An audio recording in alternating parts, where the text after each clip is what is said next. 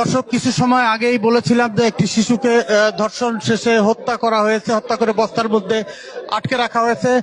এখন আমরা দেখতে পাচ্ছি যে সেই যে যার বিরুদ্ধে এই ধর্ষণের অভিযোগ উঠেছিল তার লাশ হয়তো বা পড়ে আছে। সেটি জনতা নিজের হাতেই তার বিচার করে দিল। জনতা, স্থানীয়রা তারা এই ধর্ষণের নৃশংসতা ধর্ষণের নৃশংসতা এটা কিন্তু সহ্য করতে পারেনি স্থানীয় মানুষ। শত শত মানুষ তাকে মেরে থেতলে দিয়েছে একেবারে। এবং আমরা যারা দেখেছি যে ভেতরে কি অবস্থা, ওর এখন বেঁচে আছে? না না, এখন বেঁচে নাই। না না, একবার এই তো মনে করছেন ও খুব জঘন্য একটা অন্যায় করছে। সে মনে করে একটা বাচ্চা শিশু, তার হাতে কোনো হিংসা থাকতে পারে না। এই জানোয়ারটা সেই শিশুটারে এমন ভাবে হত্যা করছে, তা পাবলিকে সহ্য করতে পারে নাই।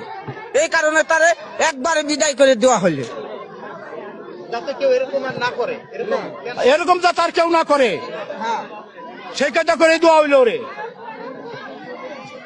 তো খুবই অন্যায় করছে। হ্যাঁ, খুব অন্যায় করছে।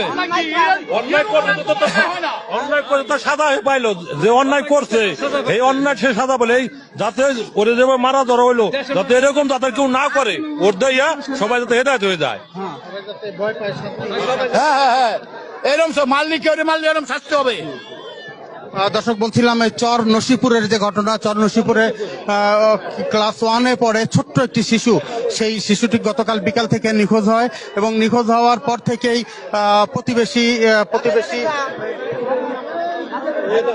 প্রতিবেশী হায়দারের বাড়িতে তার লাশ আজকে সন্ধ্যায় এসে পুলিশ খুঁজে পায় বা লাশ উদ্ধার করে। কিন্তু এই খবর পেয়ে শত শত মানুষ, গ্রামের শত শত মানুষ তারা কিন্তু এখানে ছুটে এসেছে এবং এই দৃশ্য দেখে তারা সহ্য করতে পারেনি। তারা ঘর ভেঙে তারা এই ঘরের মধ্যে প্রবেশ করে এবং যার বিরুদ্ধে এই ধর্ষণ এবং হত্যার অভিযোগ উঠেছিল তাকে নিজের হাতেই স্থানীয় জনতা বেধড়ক পিটিয়েছে এবং বলা হচ্ছে যে সে এরই মধ্যে মারা গেছে, সেটি জনতা বলছে। এবং বলছেন যে এটি আসলে তারা ক্ষুব্ধ হয়ে আসলে এই বিচারের যে মব জাস্টিস বা যাই বলি, এই ঘটনাটি ঘটিয়েছে, যাতে কেউ এর ধরনের ঘটনা আর কখনো না ঘটায়, কেউ যাতে এমন ঘটনা আর কখনো না ঘটায়, তাই দৃষ্টান্তমূলক শাস্তি তারা দিয়েছে, এটি দাবি করছেন।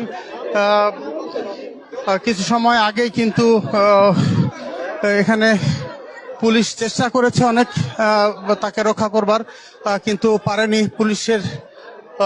পুলিশের ব্যারিকেড ভেঙেই কিন্তু স্থানীয় জনতা শেষ পর্যন্ত এই যে হায়দার তার উপরে হামলা চালায়।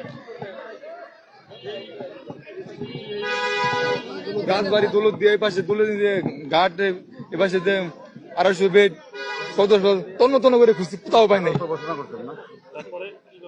তারপরে যে পুলিশ আসার পর তারপরে যে তাদের সহযোগিতায় ইনশাল্লাহ সন্দেহ। আমি তাই বললাম যে আমার মনে একটু সন্দেহ লাগে, একটু কথাতে মোটামুটি উনাদের।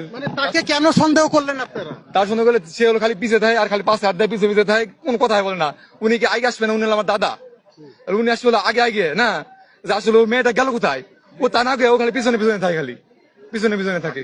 মেয়েটা আপনার কি হয়? আমার মেয়ে। আপনার মেয়ে? হ্যাঁ। ওই হায়দার হচ্ছে আপনার কি হয়? আমার দাদা হয়। আপনার আপন দাদা? চাস্তো দাদা? আপনার দাদা? আমার দাদা। হ্যাঁ। তার মানে মেয়েটার হচ্ছে তাওই হয়। তাওই।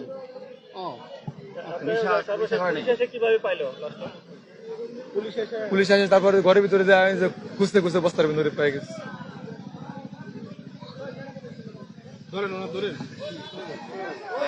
আসলে বলার মতো কোন, এটা এমন একটা ঘটনা হৃদয় বিদারক, এটা বলার মতো ঘটনা না। কারণ এই মানুষটা আসলে ছিল পরিবার ছাড়া একটা সময়। আর আমরা শুনছি ইতিপূর্বে, মানে বাপ দাদাদের কাছ থেকে শুনছি, এই লোকটা একটা পশুর মতো ছিল, আগেও খুনি ছিল। কিন্তু ওনারে দিয়ে আমরা বিন্দুমাত্র সন্দেহ করি না। কেন? ছোট একটা বাচ্চা মানুষের সাথে মিশে থাকে, মানুষের তো পরিবর্তন হয়। তো ওনারে ওনার সাথে আমরা আজকেও কথা বলছি, যে জিজ্ঞাসা করছি, আমাদের দোকান আছে গেছিল, আমি বললাম যে ভাই কি অবস্থা, তো উনি বলতেছে এই অবস্থায় ভাল লাগে নাকি কেমন কি। তখনই মানে মানুষের ভিতরে একটা সন্দেহের সৃষ্টি হয়েছে যে আসলে একটা মানুষ সবাই যখন মানে আহাজারি পুরো এলাকা জুড়ে আহাজারি দেয়, যখন এটা খবর শুনতে একটা সন্তান যখন মানুষের হারাই যায়, একটা সন্তান যখন মানে বাড়িতে থাকে না, একটা বাবা মার কি অবস্থা হয় সেটা বুঝেন। আমরা সকালবেলা মাইকিং করার চেষ্টা করছি, যতটুকু সম্ভব চেষ্টা করছি, পরে কোনোভাবেই কোনো সন্ধান হইতেছে না। মানুষের একটাই সন্দেহ, হয় পানিতে পড়তে পারে ছোট বাচ্চা, আর না হলে কারো হাতে পড়ে গেছে ছিনতাইকারী বা এমন কিছু হতে পারে, আমাদের ধারণা ছিল। কিন্তু আমরা জানি না যে ঘরের ভিতরে এই পশু থাইকা এই পশুটা এই বাচ্চাটার সাথে কি নির্মম আচরণ করছে আমরা জানি না, কারণ তার কোনো ওয়াইফ ছিল না, কিছু ছিল না, আমরা জানি না তার সাথে দর্শন করতে কিনা। কিন্তু আমরা এইটুকুনতে খুব খুশি, আল্লাহ তাআলার যে একটা বিচার আছে, যে দর্শন করছে তার শাস্তি মৃত্যুদণ্ড, আজকে এলাকাবাসী তার উপযুক্ত শাস্তি দিচ্ছে, আমরা সকলে খুশি এবং ধন্যবাদ জানাতে চাই প্রশাসনকে। আজকে ওসি মহোদয় তিনি দুপুরের পর থেকে এখানে এসে অভিযান করে, তো অভিযান করার পরে তিনি তিল করে যে লোকটাকে আমরা যে হায়দার মোল্লা যে ভিকটিম তাকে বলে, যে তাকে বলার পরে তার সাথে কথোপকথন বলতে বলতে কথায় কথায় তার সাথে তাদের টিমটা নিয়ে তার ঘরে যেয়ে আমরা সন্ধ্যার একটু আগে আমরা সকলে যখন কথা বলতেছিলাম, তো তখন হঠাৎ করে রুমের মধ্যে থেকে একটা আওয়াজ চলে আসে যে পাওয়া গেছে। তো এইটাই হলো ঘটনা। উনি অত্যন্ত নিকৃষ্ট মনের মানুষ, একটা মানুষ যে এমন হইতে পারে সেটা ভাষায় প্রকাশ করার মতো না। আমি এই কথা থেকে বলতে চাই যে আপনারা সকলেই যে দৃষ্টান্তমূলক শাস্তিটা দেখলেন, আপনারা সকলে যদি কারো মনে কোনো এরকম নিকারজনক চিন্তা চেতনা থেকে থাকে, আপনারা এগুলা থেকে দূরে আসুন এবং আমরা সকলে যাতে ভালো থাকতে পারি